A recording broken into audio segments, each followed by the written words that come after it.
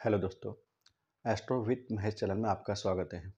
आज हम अस्त ग्रह के बारे में जानेंगे। अस्त ग्रह के परिणाम बर्थ चार्ट में किस तरह से मिलते हैं या उस पर जीवन पे क्या प्रभाव पड़ता है गिरता है। तो ग्रह कब अस्त होते हैं? ग्रह एक विशेष डिग्री पे सूर्य के पास आने की वजह से अस्त कहलाते हैं। तो हर ग्रह की एक विशेष डिग्री है, वो जानते हैं। चंद्र 12 डिग्री पे, 12 डिग्री पे, गुरु 11 डिग्री पे, शुक्र 9 डिग्री पे, मंगल 17 डिग्री पे, शनि 15 डिग्री पे और बुध 13 डिग्री पे। तो जब ये विशेष डिग्री में आते हैं तो सूर्य से अस्त होते हैं। जब कोई ग्रह सूर्य से अस्त होता है तो उसके कुछ कैरेक्टरिस्टिक यानी कारक तत्व सूर्य भगवान को मिलते हैं। यानी सूर्य भगवान उसके दशा अंतर्दशा में वो ग्रह के कुछ परिणाम हमें देखने को मिलते हैं। और अस्त ग्रह हमेशा अशुभ ही परिणाम देंगे ऐसा नहीं है। उसको हम एग्जाम्पल से समझते हैं।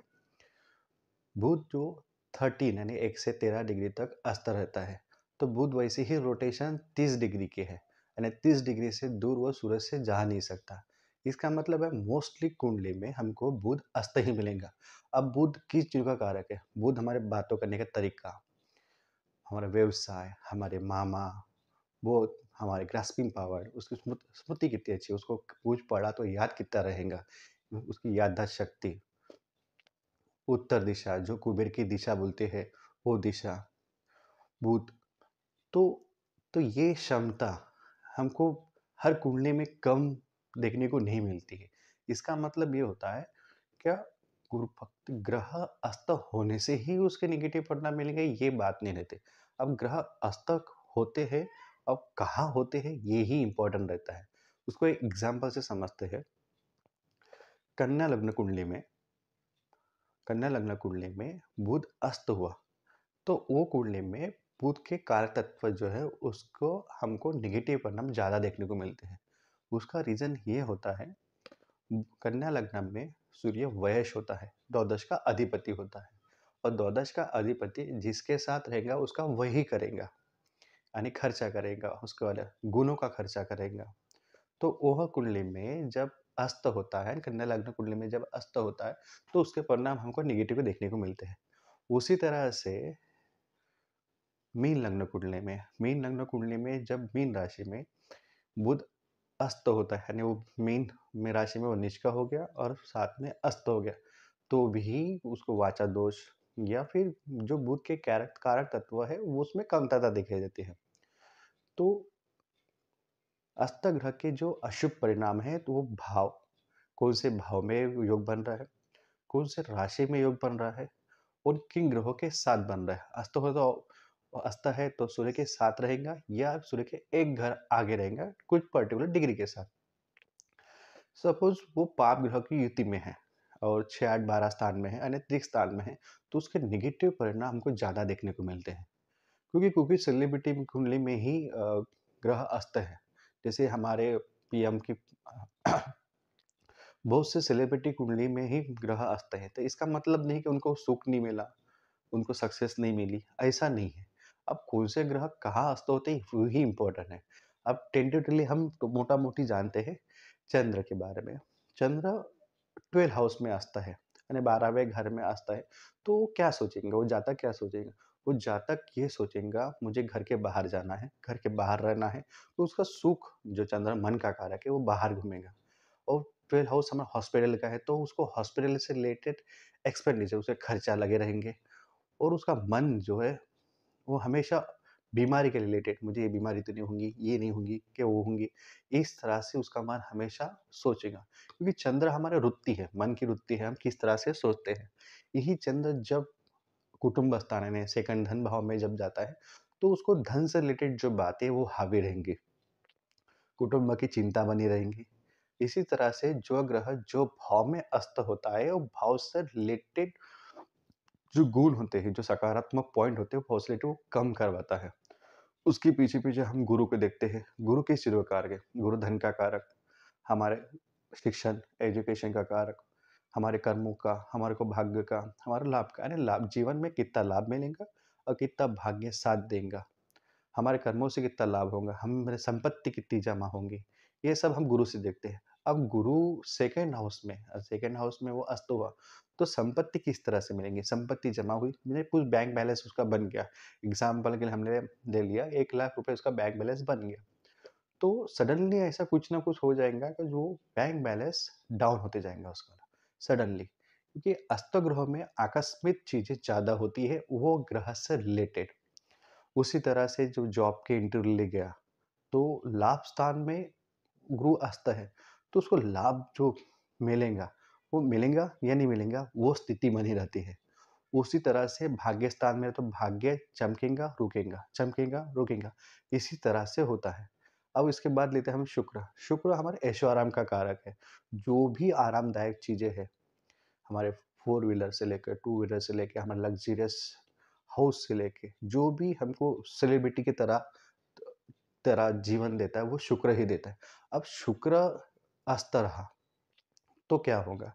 एग्ज़ाम्पल के लिए हम लेते हैं शुक्र भोग का कारक है, तो 12th हाउस में शुक्र रहा, वहाँ अस्त रहा। तो भोग से रिलेटेड उसकी वासना जो है, वो सैटिस्फैक्शन नहीं रहेगी, उसमें समाधान नहीं रहेगा और उसका जो मैरिड लाइफ़ है, वो घर भी चलाएगा और बाहर भी चलाएगा, दोनों तरफ चलाएगा। और उसको जो पैसा है, क्योंकि शुक्र नैसर्गिक कुंडली के हिसाब से ना, कालपुरुष कुंडली के हिसाब से वो सेकंड हाउस और सप्तम हाउस की राशि आती है शुक्र की, तो उसका वैवाहिक जीवन में कलह रहता ही है और फाइनेंशियल रिलेटेड तो ज़्यादा ही पैसा वो भोग में ही खर्च करता है। इसके बाद देखते हैं हम गुरु। गुरु हो गया हमारा शनि। शनि हमारे विकार, अब शनि अस्त रहा तो होगा क्या? शनि हमारे विकार वृत्ति पे नियंत्रण रखता है। हम कितने विकारी हो सकते हैं या हम कितने मेहनती आलसी हो सकते हैं, ये शनि से हम जान सकते हैं। तो जब शनि अस्त होता है और पाप ग्रह के साथ भी होता है, यानी सूर्य शनि अस्त हो गया और साथ में राहु भी है, तो ऐसे में हम वो जातक को विकारी वृत्ति रहने की पॉसिबिलिटी ज़्यादा बढ़ जाती है। वो ऐसा जातक आलस से भी हो सकता है। यानी कर्म प्रधान की उसमें क्षीणता होती है, कम होती है, कर्म प्रधान तो उसका गुण कम आता है। वो दूसरों के कर्मों के ऊपर प्रश्न उठाए, हाँ, इसको ईज़ी मिल गया, मुझे नहीं मिला, इस तरह से प्रश्न वो उठाते रहता है। फिर हम मंगल को लेते हैं। मंगल हमारा बल का कारक है, हमारा रक्त का कारक है, हमारे बड़े भाई का भी कारक माना जाता है। हमारे बॉडी में, हमारे शरीर में, सिस्टम में कितना वो बलशाली है, वो भी जानते हैं। अब मंगल अस्त हुआ तो होता क्या है, मंगल है सेनापति, तो अस्त होने से वो चिड़चिड़ा हो जाता है, जल्दी उसको चिढ़ आ जाती है, क्योंकि मंगल धैर्य और पराक्रम भी देता है। उसके लाइफ में जो नहीं है, वो पाने की इच्छा, वो मंगल से दृढ़ता आती है, यानी ये मेरे नसीब में नहीं है, ये मेरे भाग्य में नहीं है, मैं उसको हासिल कर लूँगा। इस तरह की जो सोच है, वो मंगल से हमें मिलती है, तो उसमें हमको क्षीणता मिलती है। घर में छोटी-छोटी बातों से लेके एकदम से चिड़चिड़ा वो जातक बन जाता है। फिर लेते हैं हम, तो इस तरह से ग्रह के अस्त परिणाम मिलते हैं। अब ये अस्तंगत ग्रहों को किस तरह से बलशाली किया जाए, तो उसको हम समझते हैं। जैसे गुरु जब अस्त होता है, तो हमने अपने खान-पान में हल्दी वाला दूध, केसर वाला दूध, पीतल का गिलास में पानी पीना या मंत्र जाप करना, इस तरह से हमने करना चाहिए। उसी तरह से जब बुध अस्त होता है, तो हरी मूँग, पालक, इलायची, जो हमारे डाइट चार्ट में हरी चीज़ें डालना चाहिए। उपासना के हिसाब से देखा जाए तो गणपति उपासना अच्छी मानी जाती है। फिर हम शुक्र से लेते हैं, तो शुक्र हमारा वीर्यवर्धक चीज़ें, जैसे अश्वगंधा हो गई, जो हमारे वीर्यों को बढ़ाती है, जो हमारे को अंदर से वीर्यवान बनाती है, वो चीज़ें सेवन करना। अब शनि जब अस्त होता है तो आलस्य तो आता है, तो उसके लिए लवंग और सबसे पहले कर्मवान बनने की सोच, वो ही शनि के लिए सबसे अच्छी रेमेडी और मानी जाती है। अब मंगल के लिए हल्की-हल्की एक्सरसाइज करना, चने खाना, कॉपर का ग्लास का इस्तेमाल करना, यानी कॉपर के ग्लास में पानी हमें पीते रहना।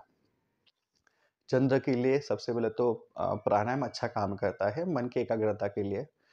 फिर पूर्णिमा के दिन चाँद को देखना, फिर पूर्णिमा के दिन ही बाहर बैठकर चंद्र बीज का जाप करना, यह रेमेडी चंद्र भगवान के लिए अच्छी मानी जाती है। यानी हम अपने मन को, विकारों को नियंत्रित करने के लिए हमको अच्छी एनर्जी मिलती है। इस तरह से जो गृहस्थ होंगे वो बुरा ही परिणाम मिलेगा ऐसा नहीं रहता है। वो कहाँ बैठा है, कौन से भाव में बैठा है, कौन से ग्रह की उसके ऊपर दृष्टि है, ये भी खुद मायने रखता है। क्योंकि बहुत बड़े-बड़े सेलिब्रिटी कुंडली में भी ग्रह अस्त है, तो हमारी कुंडली में अस्त है, अगर हम बुरा ही परिणाम देता है, यह इस तरह से सोच रखना गलत हो जाते हैं। हाँ, वह आपके कुंडली में मार्केश है, बादकेश है और उसकी दशा अंतर्दशा चालू है और वो ग्रह अस्त है, तो उसके परिणाम आकस्मिक अप एंड डाउन तो आपको मिलेंगे ही। तो वो बैलेंस करने के लिए आप रेमेडी कीजिए, यही सबसे आसान तरीका है। तो यह इन्फॉर्मेशन आपको अच्छी लगी होंगी, तो like and share my channel. ओम नमः शिवाय।